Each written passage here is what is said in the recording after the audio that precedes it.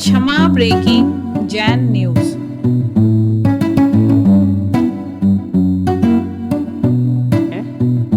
जो हम लोग जिस सिस्टम में रहते हैं, समाज में रहते हैं, तो महसूस करते हैं, पंच परमेष्टि की आराधना तो करते हैं, लेकिन पंच परमेष्टियों में कतिपय साधुओं के अलावा कतिपय साधुओं के प्रति वह श्रद्धा भाव नहीं रहता है। मेरे पास शब्द नहीं है, ये कहें कि उतना सम्मान नहीं रहता है। तो ऐसे लोगों के लिए पंच परमेष्टि की आराधना, नमस्कार, मंत्र का जाप का क्या औचित्य है? समाधान दें गुरुदेव। पंच परमेष्टि की हमारे यहाँ परिभाषा भी तो बनाई है। महान 5 परमेष्टि हैं तो परमेष्टि की परिभाषा तो बनाई है। उस परिभाषा की परिधि के जो बाहर हैं वो पंच परमेष्टि हैं ही नहीं। हमारे यहाँ पूरी परिभाषा, सिद्धों की परिभाषा, अरहंतों की परिभाषा, साधु की परिभाषा, शास्त्र की परिभाषा, यदि परिभाषा की कसौटी से बाहर है तो फिर वो परमेष्टि की कोटि में कैसे आएगा? इसलिए परमेष्टि का नाम लेना, माला फेरना कोई गलत नहीं है। किसी साधु को नहीं मानना ये भी कोई गलत नहीं है। मान लो साधु भेष है लेकिन वो पंच परमेष्टि की परिभाषा के अंतर्गत नहीं आ रहा है तो वो नहीं मान रहा है, तो पंच परमेष्टि का अनादर कहाँ कर रहा है? साधु भेष का नाम साधु नहीं है, पिछी कमंडल का नाम साधु नहीं है, नग्न हो जाने का नाम साधु नहीं है, खड़े होकर भोजन करने का नाम ही मात्र साधु नहीं है, केश लोंचन करने का मात्र नाम साधु नहीं है। 28 मूल गुण हैं। तो 28 मूल गुणों की यदि परिभाषा है तो वो किसी विशेष सतलाचारी साधु के प्रति यदि उपेक्षा भाव है तो ना उसका सम्यक दर्शन दूषित है, ना पंच परमेष्टि को मानने में कोई दोष है, पर ऐसा मानना चाहिए। ये तो हमारे शास्त्रों में कहा है, कुंदकुंद स्वामी ने कहा है ऐसा। नमोस्तु महाराज। छल्लक जी के चरणों में इच्छाएं। महाराज जी, एक जिज्ञासा नहीं है, एक हम लोगों के पास कई लोगों के फोन आ रहे हैं। जो मौजी बंधन कार्यक्रम हुआ था उसमें जो कमेटी की ओर से चांदी की लॉकेट, उसमें महाराज जी आपका चित्र भी बना हुआ था, तो वो पहन के वो लघु शंका या शौच आदि जाते हैं तो उस समय उन्हें क्या सावधानी बरतना? वो प्रतिष्ठित नहीं है। एक जैसे मोबाइल आप रखे रहते हो, फोटो भी आप रखे रहते हो, तो प्रतिष्ठित नहीं है। वो एक सिंबॉलिक चीज है। आप जितनी मर्यादा कर सको तो करो, ऐसा कुछ नहीं है, सिंबॉलिक चीज है।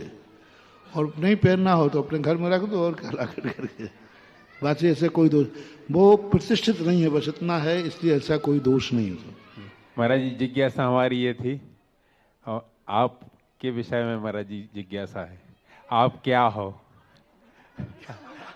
महाराज जी, देखते हैं जहाँ भी आपके चरण पड़ते हैं, अभी आप 3 दिन से सुभाष नगर में, 4 दिन से जो भी उधर मंदिर के लिए आपने जो एक एक व्यक्ति को, एक एक पुरुष को यहाँ से जोड़ दिया, रोज के कार्यक्रम से अभिषेक के, पूजा के और वर्ष भर के और जिंदगी भर के ऐसी स्कीम लोगों को जोड़ा कि उस मंदिर में अब कभी भी पुजारी बनेंगे नहीं। महाराज जी, जहाँ मंदिरों का जीर्णोद्धार आप कराते हैं, जहाँ पंचकल्याणक आप कराते हैं, जिन मूर्तियों में सूर्य मंत्र देते हैं, फिर अतिशय देखते हैं। महाराज जी, सागर में ऐसी चर्चा हो रही थी श्रेष्ठियों के बीच में, जब हम बैठे थे, जो यहाँ आ रहे हैं या नहीं आ रहे हैं, आपके विषय में जो चर्चा कर रहे थे, बोले महाराज जी यदि राजनीति में होते तो नरेंद्र मोदी कहाँ लग रहे थे। महाराज जी, फिर दूसरे ने बोला यदि महाराज जी इंडस्ट्रियलिस्ट होते, उद्योगपति होते, तो अडानी और अंबानी कहाँ लगते। महाराज जी, जब और दूसरे बैठे, बोले वो तो ओघड़ बाबा हैं, बोले वो तो अगोरी बाबा हैं। महाराज जी, आप क्या हैं? आपके मुख से सुनना चाह रहे। मैं ही हूं, बस यही बात है। क्योंकि उपमाएं से अपन को, उपमाओं से अपनी परिचय नहीं बनाना। मैं ही हूं, और मेरी उपमा भली दूसरों से बन जाए, दूसरी की उपमा यदि अपन को लगती है तो मतलब क्या है?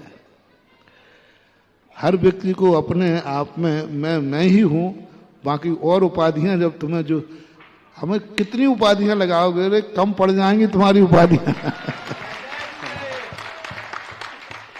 हमें तो पता नहीं कितनी उपाधियां मिलती रहती हैं। पहले गजदा चलते थे, फिर छात्रावास चले, फिर विद्वान चले, पता नहीं क्या क्या कितने कितने मिलते रहते हैं। मेरे आराध्य गुरु के चरणों में बारंबार नमोस्तु नमोस्तु नमोस्तु, माता जी के चरणों में वंदामी वंदामी वंदामी, भक्तराय के चरणों में एक शामी एक शामी एक शामी।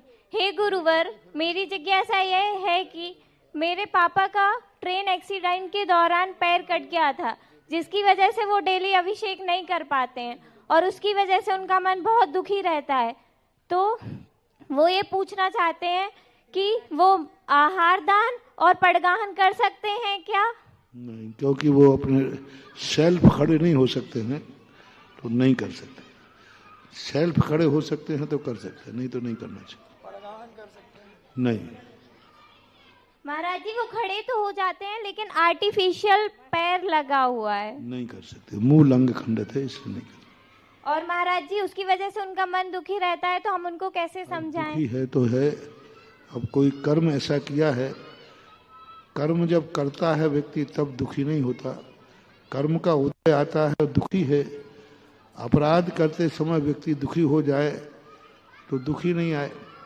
जब उसकी सजा मिलती है तब हर व्यक्ति जेल में दुखी रहता है। अब ये तो जिन प्रोसेस है जैसा